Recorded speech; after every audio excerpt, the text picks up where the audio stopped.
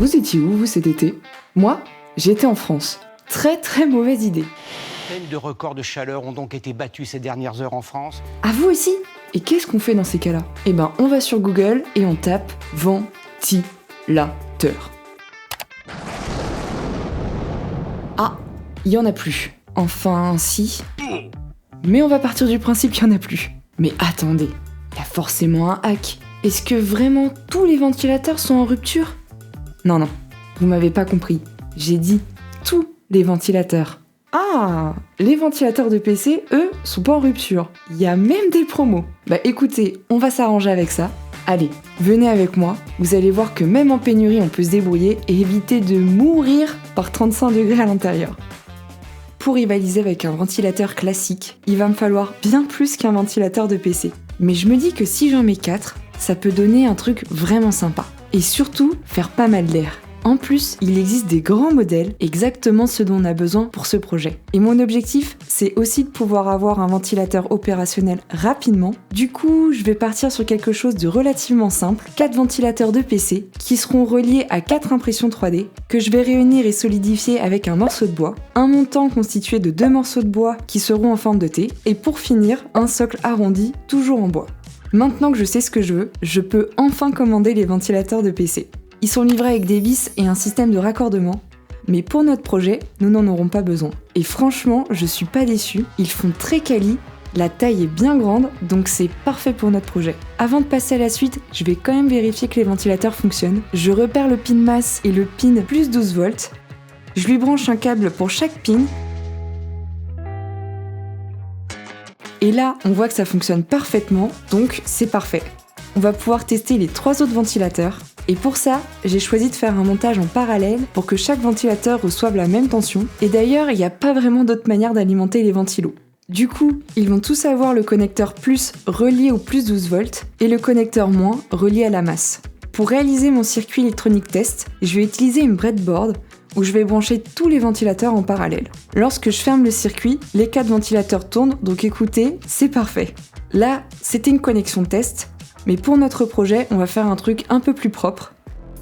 On va utiliser une alimentation à laquelle on va brancher un connecteur d'alimentation femelle qu'on reliera à un câble d'extension pour 4 ventilateurs qui sera lui-même relié aux 4 ventilateurs. Eh bien écoutez, il reste plus qu'à brancher tout ça. Je vais commencer par repérer les 2 câbles qui m'intéressent sur mon câble d'extension pour mes ventilateurs, qui sont la masse et le plus 12 volts. Je vais pouvoir les dénuder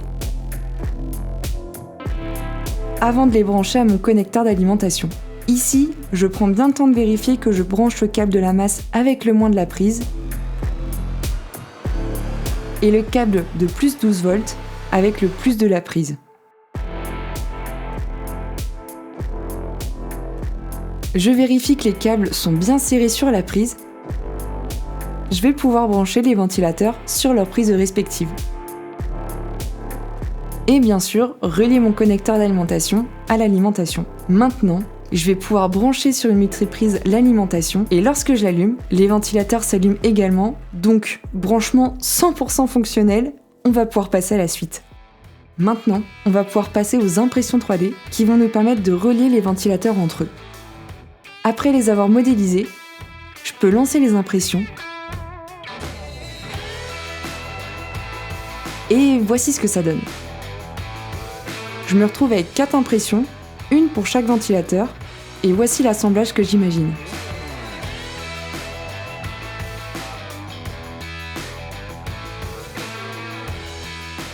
Pour les relier entre eux, il va nous manquer une pièce centrale, le morceau de bois. Et d'ailleurs, je vais en profiter aussi pour découper les 2 morceaux de bois qui vont nous servir de montant pour notre ventilateur. Et pour ça, je vais utiliser une chute de bois qui me restait. D'ailleurs, j'ai découvert il n'y a pas très longtemps ce porte-mine chez Leroy Merlin, qui est vraiment pratique. On a différents choix de mines, généralement j'utilise la mine grise, et en plus c'est pratique, c'est celle qui a le plus de rechange. Et justement, je vais l'utiliser pour repérer les découpes que je dois faire pour les 3 morceaux de bois. Une fois que j'ai mes mesures, c'est parti pour le moment le plus satisfaisant, la découpe. Ça y est, on a notre premier morceau de bois, ça part pour le deuxième. Et ces 2 morceaux, ils vont nous servir pour faire le montant du ventilateur. Et le dernier. Et ça y est, on a aussi le dernier. Ça y est, on a coupé nos 3 morceaux de bois. Donc il y en a 2 un peu plus épais et un peu plus fin. Les 2 plus épais, c'est ce qui vont permettre de relier le socle avec les ventilateurs. Et les ventilateurs, ils vont être reliés par celui un peu plus fin, qui va aller juste au-dessus et qui va permettre de relier les 2 autres morceaux de bois. Donc là, je leur ai donné la bonne épaisseur, mais il va falloir que je leur donne la bonne longueur. Et ensuite, on pourra s'atteler au socle. C'est parti! Il ne me reste plus qu'à couper l'excédent de longueur avec ma scie sauteuse. On va mettre provisoirement de côté nos impressions 3D et nos ventilateurs et on va partir sur la création du montant en bois qui va justement permettre de maintenir le socle avec les ventilateurs. Et pour éviter de fendre le bois, je vais pré-percer les emplacements des vis avec un fourreau à bois et au-dessus, je vais utiliser une fraise conique. Ça coûte pas très cher et franchement ça fonctionne super bien. Vous allez voir dès maintenant comment je m'y prends. Je commence par pré-percer avec le fourreau à bois mes 3 emplacements de vis, puis j'utilise la fraise conique juste au-dessus. Et là, il reste plus qu'à mettre les vis.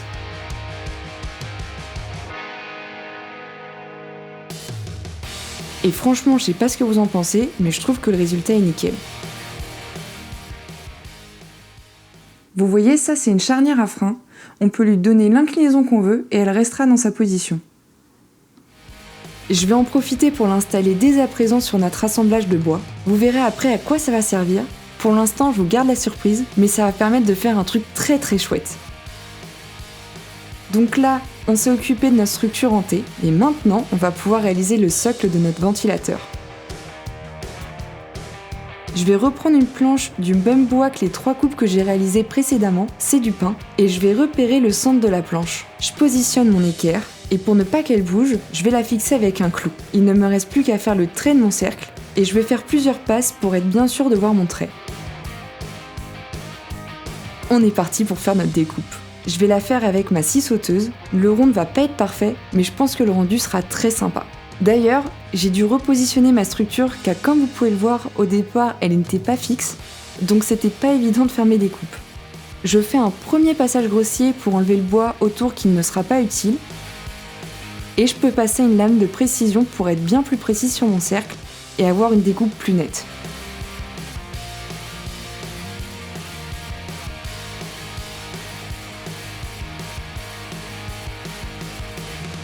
Et là, je crois qu'on peut dire que la scie sauteuse a bien travaillé. Bon, vous voyez, j'ai tenté un petit échafaudage pour pouvoir faire ma découpe en une seule fois. C'est pas parfait, et si jamais vous avez des astuces ou une meilleure technique, franchement, n'hésitez pas à le dire en commentaire. Je vais utiliser ma ponceuse pour avoir des bords bien lisses et non compants. Et en plus, ça va permettre d'avoir un beau rendu. Franchement, je trouve que ça rend super bien. Je vais maintenant pouvoir relier notre socle avec le montant en bois.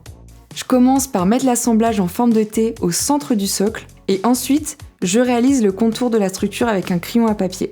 Ça me permet de déterminer l'emplacement de mes vis avant de pré-percer avec le fourreau et avec la fraise conique. Ce côté de la planche, c'est celui qui sera invisible. Je peux maintenant placer mes vis et pour m'assurer de pré-percer mon assemblage en forme de T aux bons endroits, je vais placer la structure et utiliser un marteau pour que les vis marquent le bois. Je pré-perce. Et ensuite vient le moment que je redoutais un peu, assembler ces 2 pièces ensemble. C'est vraiment pas évident car il faut exercer une pression suffisante sur la pièce du dessus pour qu'il n'y ait aucun jeu entre les 2 pièces. On va pouvoir repartir sur nos ventilateurs et plus spécifiquement sur le morceau de bois qui va permettre de relier nos impressions 3D ensemble et je crois qu'on se rapproche pas mal du résultat final.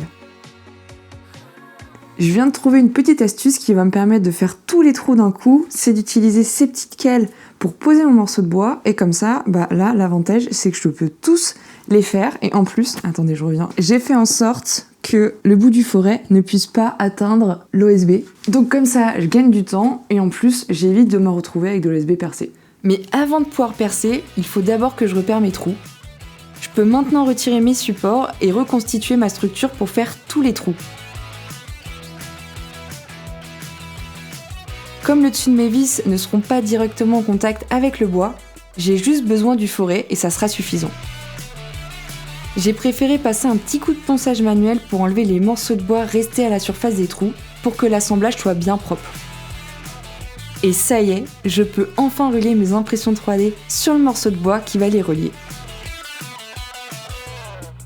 Là, je voulais que tout soit bien maintenu, donc j'avais prévu 4 vis pour mes impressions 3D. Et pour être vraiment sûr que ça ne bouge pas, je mets une rondelle et un écrou à l'arrière.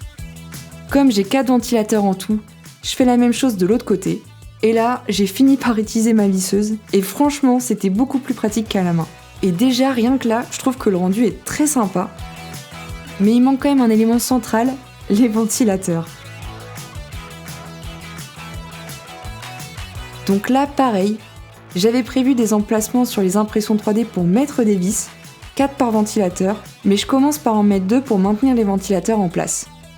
Et je remets bien sûr une rondelle et un écrou à l'arrière des vis pour être sûr que tout sera bien en place.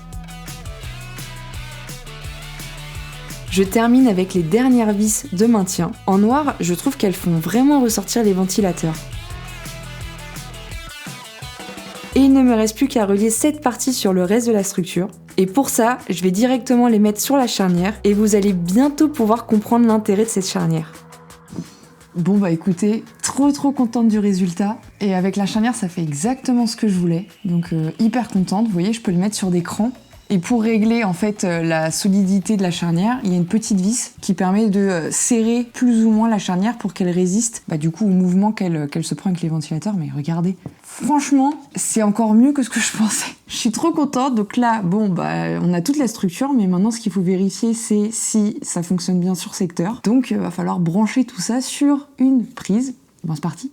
Bon, en soi, on a déjà vérifié au début que notre câblage fonctionnait, mais on va quand même vérifier qu'on ne va pas avoir de mauvaises surprises. Et je crois qu'on peut voir à ma tête que je suis très contente que tout tourne.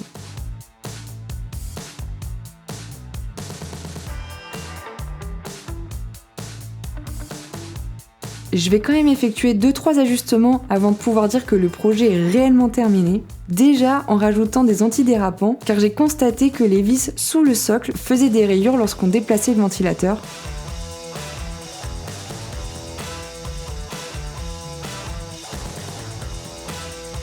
Et je vais terminer par améliorer le câble management. Ce que j'aimerais, c'est faire passer le câble juste ici. Je vais utiliser ces petits gadgets. Le seul problème, c'est qu'ils dépassent de chaque côté, donc je les ai raccourcis. On les positionne avec des vis et ensuite on peut faire passer un cerclable dessus. Maintenant, je vais pouvoir m'amuser avec la gestion des câbles. Et avant de les serrer, je vérifie que je leur laisse suffisamment de mou pour la rotation verticale.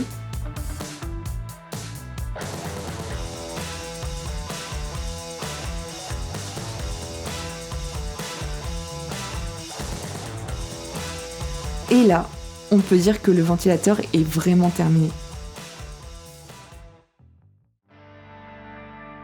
Ça y est, on a enfin terminé notre ventilateur et franchement le résultat, j'en suis hyper contente. Le ventilateur est pas très lourd, donc en plus à transporter ça se fait super bien. Et la charnière que j'ai rajoutée pour pouvoir faire une inclinaison, au quotidien c'est vraiment un plus. Donc ça, je le regrette pas du tout. Le flux d'air est pas super fort, mais en même temps les ventilateurs sont très silencieux, donc moi honnêtement ça me convient. Bien sûr, on aurait pu aller encore plus loin, par exemple en rajoutant un potentiomètre pour faire varier la vitesse des ventilateurs, ou encore en rajoutant un moteur pour créer une rotation horizontale. Mais mon objectif, c'était surtout d'avoir un ventilateur rapidement. Ça, c'est des idées que je garde en tête si jamais je veux reprendre le projet pour l'améliorer ou le compléter. En tout cas, j'espère que vous avez pris autant de plaisir que moi à suivre ce projet. Je vous souhaite un très bel été et on se dit bien sûr à très vite.